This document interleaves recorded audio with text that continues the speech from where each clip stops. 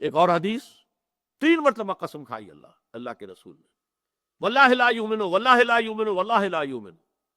خدا کی قسم فلاں شخص مومن نہیں ہے، خدا کی قسم وہ مومن نہیں ہے، خدا کی قسم وہ مومن نہیں ہے۔ پوچھا گیا من یا رسول اللہ، کون، کس کے بارے میں فرما رہے ہیں؟ الذی لا یامن جارہ بوائقہ، وہ شخص کے جس کی تکلیف دہی جو ہے، شر انگیزی ہے، اس سے اس کا جو پڑوسی ہے وہ امن میں نہیں ہے، چین میں نہیں ہے۔ اب یہ آپ کہیں گے بد اخلاقی، کج خلقی، کوئی گناہ کبیرہ نہیں کا، نہ شرک ہے، نہ کوئی قتل ناحق ہے، نہ زنا ہے، صرف کج خلق انسان ہے، اور اس کی وجہ سے پڑوسی سہما رہتا ہے، پتہ نہیں کس وقت یہ کیا کر بیٹھے، کیا کہہ دے، اس سے بچ کے ہی نکلنا چاہتا ہے کہ کچھ پتہ نہیں اس وقت یہ کیا منہ سے بک دے گا، تو وہ شخص مومن نہیں ہے، خدا کی قسم مومن نہیں ہے، خدا کی قسم مومن نہیں۔ یہ چیزیں ذرا غور کیجیے، تو کیا وہ کافر ہو گیا، مرتد ہو گیا؟ یہ جو سب سے پہلی تفریق ہوئی ہے مسلمانوں میں اور جن کی تکفیر کی گئی بالاجماع، وہ لوگ خوارج، ان کی غلطی یہی تھی، ایسی احادیث کی بنیاد پر انہوں نے یہ رائے قائم کر لی کہ جو بھی گناہ کبیرہ کا ارتکاب کرے وہ کافر ہو گیا تو مرتد ہے تو واجب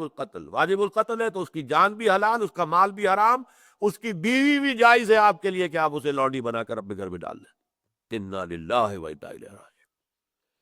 اسی موضوع پر پھر امام ابو حنیفہ کی کتاب ہے الفقہ الاکبر،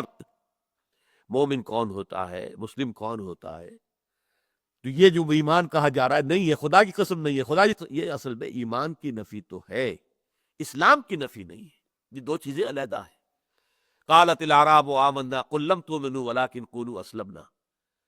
وہ تو معلوم ہوا کہ دو چیزیں جو علیحدہ ہیں۔ یہ بدو کہہ رہے ہیں ہم ایمان لے آئے، نبی سے کہہ دیجیے تم ایمان ہرگز نہیں لائے ہو، یوں کہو کہ ہم اسلام لے آئے، تمہارے اسلام کا دعویٰ قبول، تمہارا دعویٰ ایمان رد، تو ایمان اور ہے، اسلام اور ہے۔ اسلام سے نکلنے والا مرتد ہوتا ہے، ایمان کی حقیقت انسان کے دل سے نکل گئی یا وہ دائرہ ایمان سے نکل گیا، یہ میرے الفاظ ہیں، لیکن مسلم وہ رہے گا۔ چاہے ایک شخص نے زنا کیا تھا اور آپ نے اس کو رجم کیا ہے، پتھر بار بار کے مارا ہے، پھر بھی اس کی نماز جنازہ آپ پڑھیں گے، وہ مسلمان ہے، وہ کافر نہیں ہو گیا ہے، مسلمان ہے۔ تو اسلام اور ہے، وہ ایک قانونی حدود ہے جس میں رہنے والا شخص مسلمان ہے، ان قانونی حدود سے نکل جائے گا تو وہ کافر ہوگا، مرتد ہوگا۔ لیکن جو شخص ان قانونی حدود کے اندر ہے تو آیا اس کے دل میں ایمان بھی ہے یا نہیں، یہ بالکل دوسری بات ہے۔ تو ایمان کی نفی ہے گناہ کبیرہ، چنانچہ فرمایا لا یزنی الزانی حین یزنی وہو مومن، متفقون علیہ روایت ہے، کوئی زانی حالت زنا میں، حالت ایمان میں زنا نہیں کرتا۔ کیسے ہو سکتا دل میں ایمان اور زنا ہو رہا؟ تو اس ایمان کی دو کوڑی کی قیمت نہیں ہے، پھر کیا فائدہ اس ایمان کا جو انسان کو روک نہ سکے؟ لا یزنی الزانی حین یزنی وہو مومن ولا یسرق السارق حین یسرق وہو مومن ولا یشرب الخمر حین یشرب وہو مومن،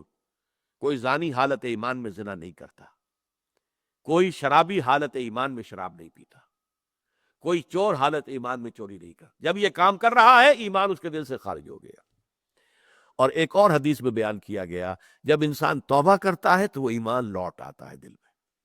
بلکہ بڑے پیارے الفاظ ہیں، جب انسان گناہ کرتا ہے ایمان اس کے دل سے نکل کر اس کے سر پر ایک پرندے کی طرح چکر لگاتا رہتا ہے،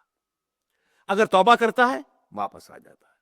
توبہ نہیں کرتا رخصت ہو جاتا ہے۔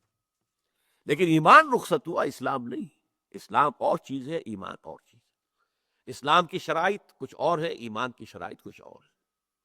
ایمان کی روح سے سب سے بڑا فرض جہاد فی سبیل اللہ، اسلام کی روح سے سب سے پہلا فرض نماز ہے، اللہ کی راہ میں۔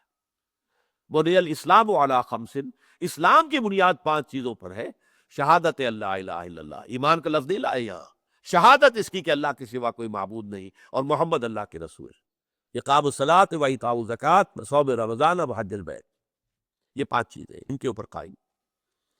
جو اس دائرے میں ہے وہ مسلمان۔